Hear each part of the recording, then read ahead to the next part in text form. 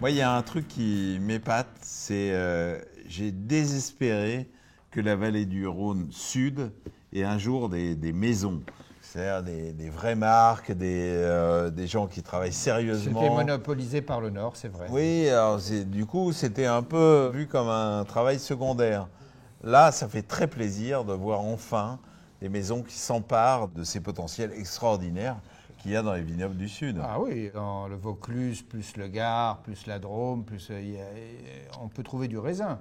Et quand on a la Provence, et peut-être même quelquefois le Languedoc un peu plus au sud, il est évident que là, on peut développer des marques, développer des vins différents et mettre en valeur des patrimoines viticoles. Alors, c'est précisément ce que fait cette maison Ravoire, qui est une découverte, même s'ils existent depuis très longtemps.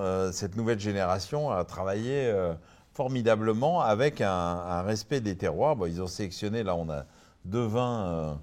Les 2 appellations les plus prestigieuses voilà. du Vaucluse.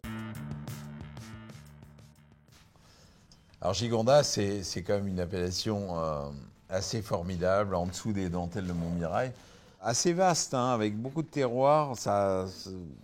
On est d'abord sur... On était sur le Trignon, c'est-à-dire en bas, près de la rivière, avec des vins qui étaient très puissants. Ensuite, il y a eu la mi-côte. Et ensuite, un certain nombre de vignerons ont replanté progressivement sur les hauteurs, en faisant un travail de titan, parce qu'il fallait refaire les terrasses. C'est pas facile à cultiver quand il y a des grandes pentes. Et aujourd'hui, Gigondas peut présenter des vins sur tous les étages de l'aire d'appellation. Et ce que j'aime beaucoup dans ce vin, c'est qu'on imagine toujours Gigondas comme un vin très puissant, un peu rustique, un peu dense. Là, on a joué la carte de la finesse. Oui. C'est élégant, c'est fin, c'est alors, évidemment cépagement un est beau devenu grenage. plus complexe parce qu'il y avait éventuellement que 5 ou 10% d'autres choses que du grenache. Maintenant, quelquefois, il y a un peu plus d'autres cépages, même si vraiment c'est le Mourvèdre et le grenache qui sont vraiment marqués un Gigondas. Mais si tu veux, quand on monte sur le coteau, on a un peu plus de minéralité. Surtout, on recherche moins ce côté giboyeux. Voilà. On est très propre en vinification, donc on a des vins très sains, très purs, très droits, très nets. Ça n'a pas toujours été le cas.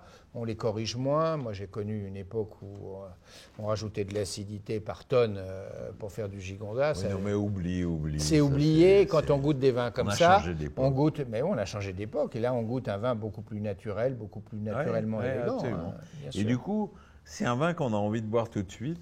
Oui. Même si on pourrait le garder pas mal d'années en cave, mais c'est un vin très harmonieux et très équilibré. Très grande appellation, hein. 3000 hectares, c'est toute la côte de Beaune. Oui. Vous savez ça, Michel? Oui, bien sûr, c'est toute la côte de Beaune, mais il y a des appellations qui font plus de 3000 hectares. Hein. Bon. Il n'y en a pas tant Bordeaux, que ça. Bien sûr. Non, mais des appellations dites de cru. Bien sûr. Voilà. Alors du coup, il y a des variétés de terroirs et un Châteauneuf comme ça représente l'ensemble de l'appellation. Bien sûr.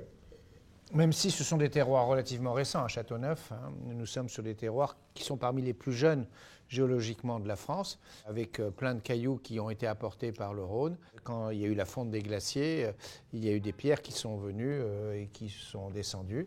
Et c'est ça qui fait en gros, avec évidemment des sables aussi, qui sont liés aussi à la rivière. Hein.